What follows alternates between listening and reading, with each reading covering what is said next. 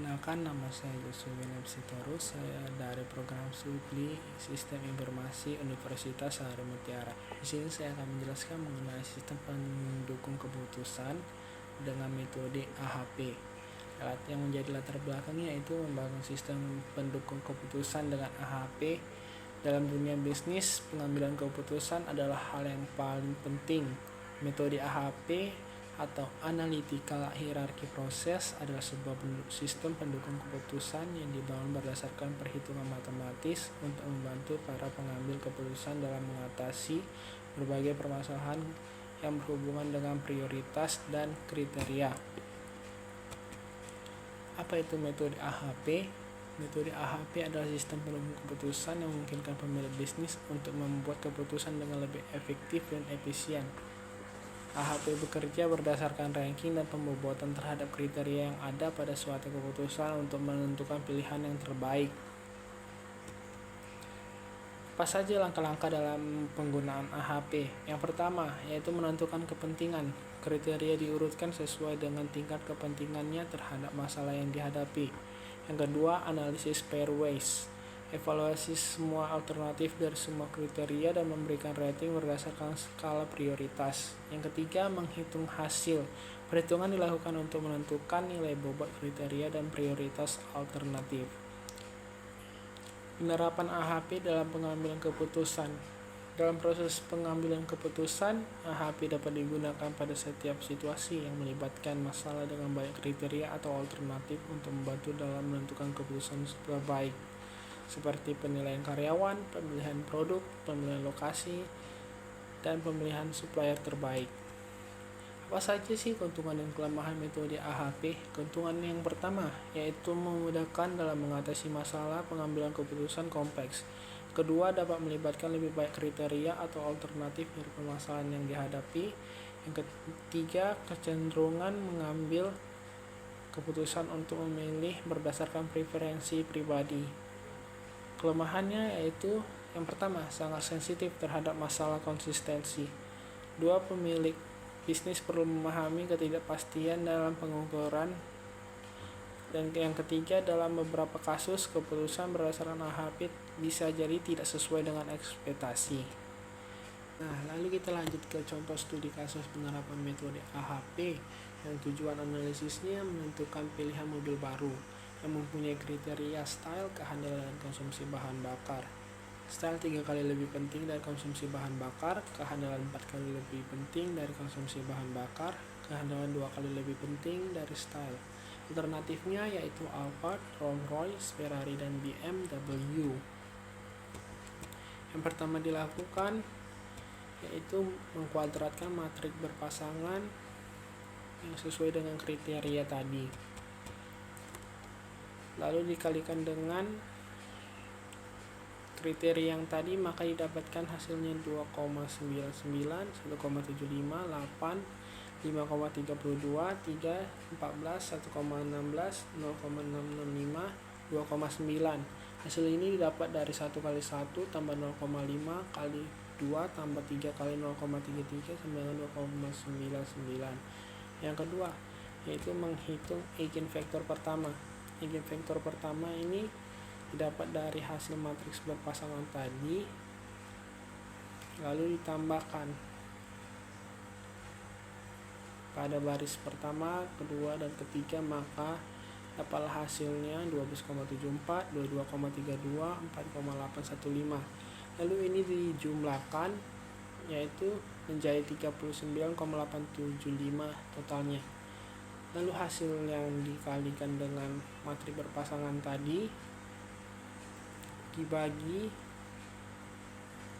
dengan 39,875, maka dapatlah hasilnya 0,319498433. Ini merupakan angka normalisasi pertama sebesar 0,3195. Lalu yang ketiga, mengkuadratkan jumlah dan normalisasi, kemudian dikuadratkan, jumlahkan, dinormalisasi menjadi 2,99 dikalikan dengan 2,99, maka hasilnya dapatlah hasilnya 27,9 0,5301.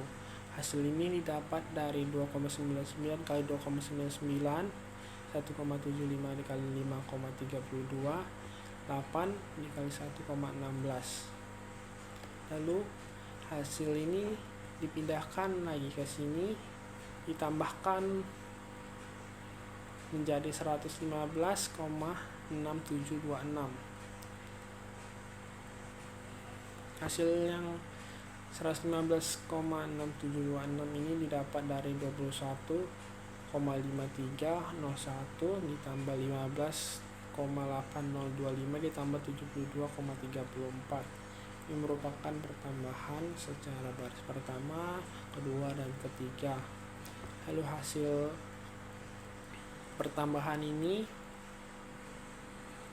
dibagikan dengan total hasil tambah ini. Totalnya yaitu 361,8375. Maka dapatlah eigenvektor keduanya ini 0,313196812. Lalu yang keempat, menghitung perbedaan dari nilai eigenvektor yang kedua dan pertama. Dapatlah hasilnya 0,00183, 0,0011, 0,000899. Kriteria yang pertama adalah peringkat nomor 2 paling penting. Kriteria kedua adalah peringkat pertama paling penting. Kriteria ketiga adalah peringkat nomor 3 paling penting. Lanjut yang kelima, yaitu menentukan alternatif pilihan. Caranya dengan memberikan adjustment sesuai kriteria di bawah ini. Ini dapat dilihat pada tabel. Lanjut untuk yang keenam, untuk memperoleh peringkat dari alternatif pilihan masing-masing, gunakan perhitungan eigenvektor. Ada peringkat style, peringkat kehandalan. Masuk ke nomor 7, menggunakan informasi yang bersifat kuantitatif dalam menentukan kriteria konsumsi bahan bakar. Konsumsi bahan bakarnya Alphard, Rolls-Royce, Ferrari, BMW yaitu 34, 27, 24, 28. Ini ditotalkan menjadi 113, yang dimana nanti 34 per 113 ini merupakan total dari yang jumlah totalnya menjadi 0,301, 0,239, 0,212, 0,247. Lalu lanjut pada yang ke-8. Setelah melakukan informasi kuantitatif, bobot kriteria dan alternatif pilihan sudah lengkap. Lalu dapatlah hasilnya Alphard, style, kehandalan konsumsi dan bahan bakarnya.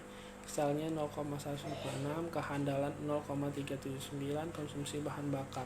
Ferrari style 0,247, kehandalan 0,29, konsumsi bahan bakar 0,239. BMW stylenya 0,06, kehandalan 0,074, konsumsi bahan bakar 0,212. Lalu lanjut yang untuk ke-9, mengambil keputusan, yaitu mengalihkan masing-masing bobot seperti berikut. Alphard dikalikan 0,116, 0,31949, maka hasilnya ini 0,670959. Lalu pada tahap yang ke-10, setelah keseluruhan nilai ditambahkan, maka dapat disimpulkan bahwa nilai yang terbaik dalam kasus menentukan pilihan mobil ini adalah mobil tipe BMW, yaitu 0,358. Sekian dari saya. Terima kasih.